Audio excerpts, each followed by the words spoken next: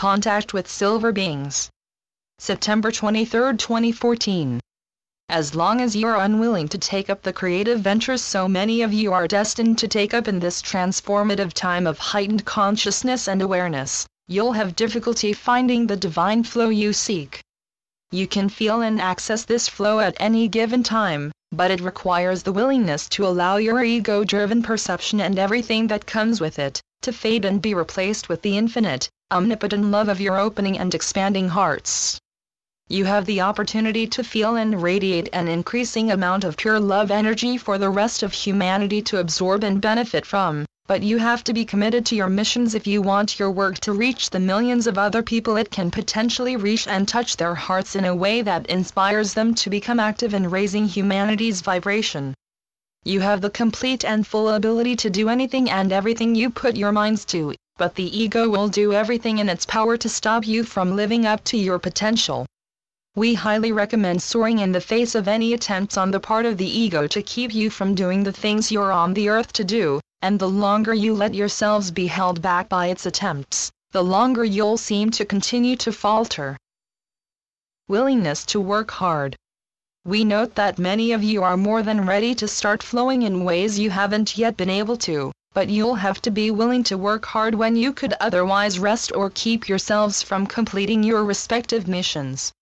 You're each on the earth to do wonderfully pure, potent and helpful things that'll go on to uplift the rest of humanity into positions where they're also able to contribute to your ongoing conscious revolution, and you're being given the love and support of waves of guides and angels who watch you experience the stress, pain, and frustration of the earth with love in our one heart, and the willingness to do everything we can to help you see the light.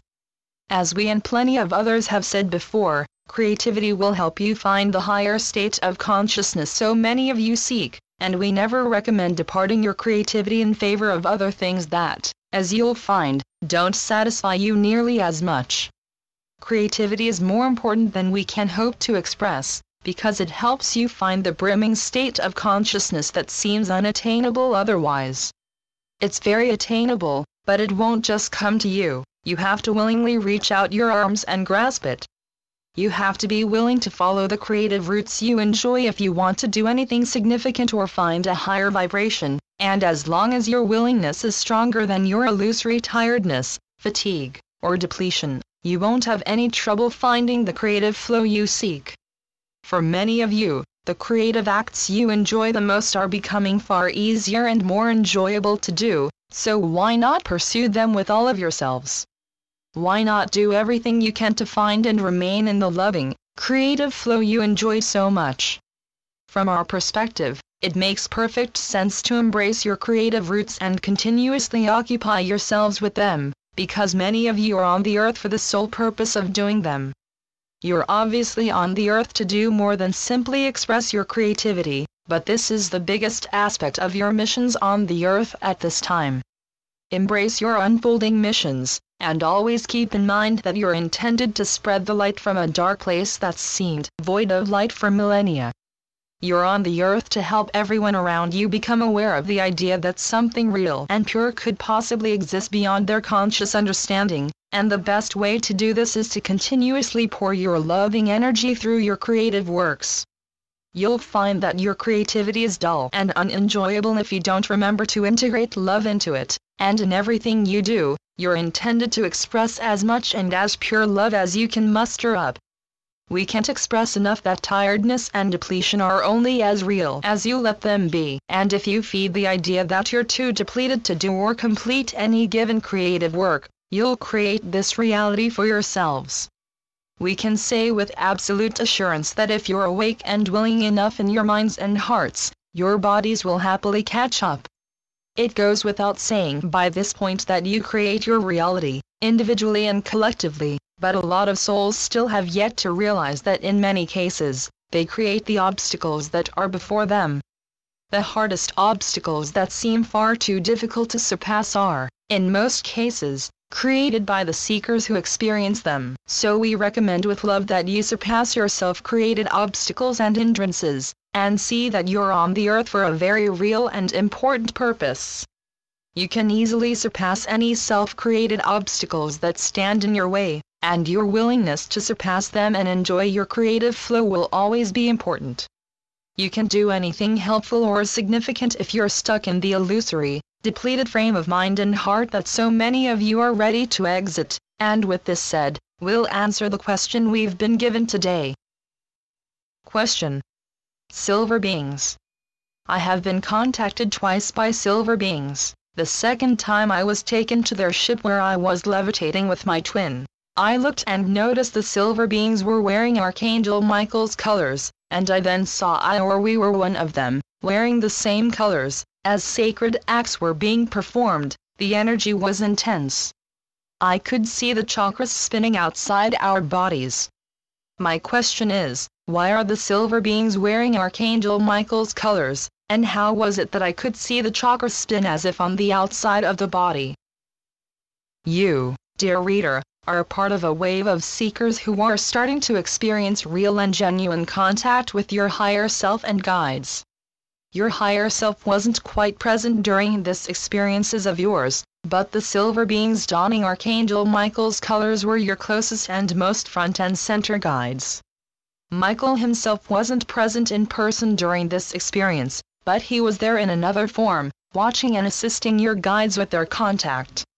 You're intended to use your experiences with your guides to raise your vibration and the rest of humanity's, and there are plenty of ways you can do this. You can write about your experiences or connect with your guides throughout your daily existence, and you can even channel them if you feel inspired. You can also produce a wealth of spiritually uplifting material with their assistance. Even though you've just begun to glimpse their presence purely, they're constantly with you, and they constantly seek to offer you their advice and guidance in hopes that it helps you find a purer, more spiritually aware state of consciousness as you go about your daily life. We recommend you look out for signs of their presence around you, and we also recommend you look out for more, deeper and realer encounters with them, in your dreams, your meditations, and at various other times when your perception of them is sharpened. They'll continue to be with you as your consciousness and awareness continue to rise, and if you ever have any doubts about their authenticity as your front and center guides, you can ask your higher self to affirm if they are indeed who they present themselves to you as.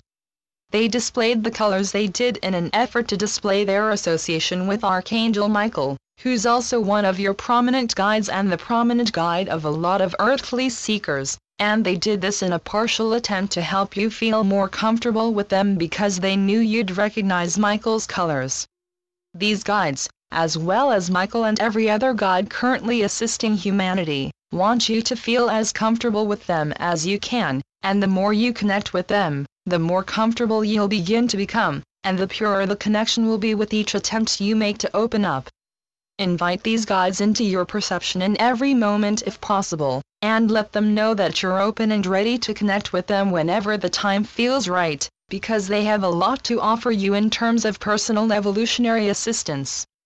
The higher selves and guides of every seeker have a lot to offer, and they wait for each of you to open up to their loving energy and advice. You, dear reader, are intended and encouraged to connect with your guides as often as you can, because you have a lot of divinely inspired work to do.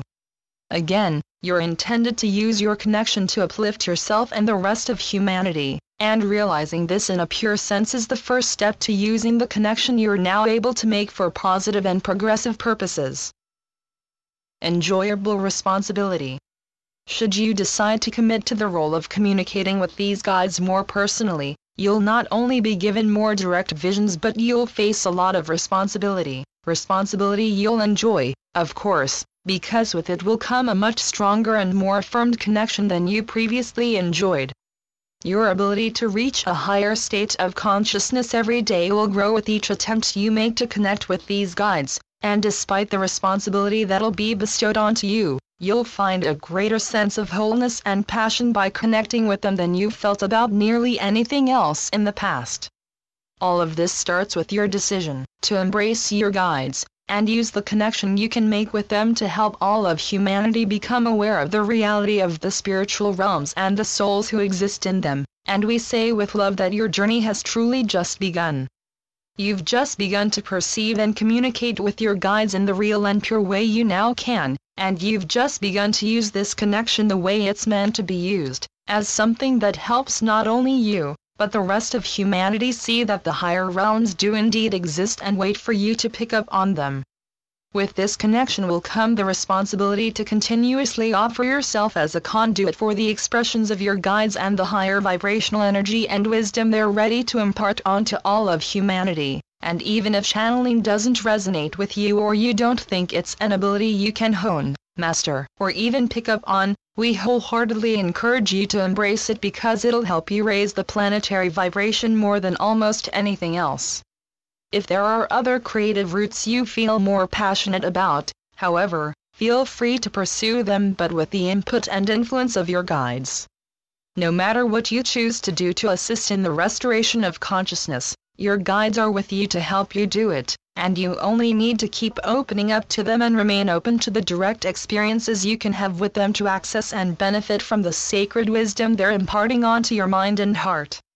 They're here for you in every moment, and you're endlessly encouraged to embrace the idea that you can constantly connect with them and deliver a wealth of flowing insight. You certainly can, but like anything else, believing in your abilities is essential to successfully doing anything. Allow love to flow from your heart at all times, and you won't have any difficulty connecting with your guides or finding the heart-centered space that'll strengthen your connection.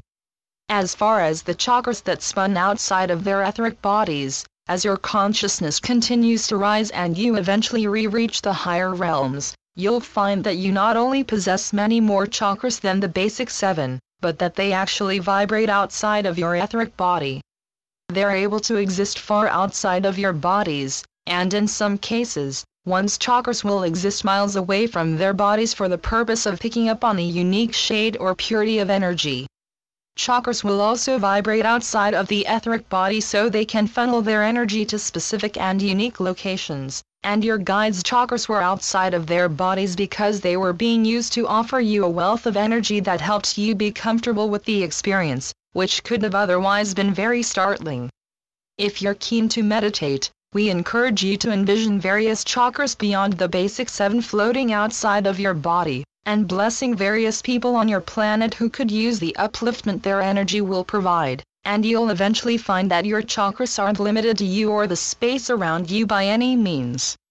They, like many other aspects of your light bodies, are freer and more liberated than you can currently fathom, and you'll discover and enjoy the same level of liberation when you're back in the higher realms.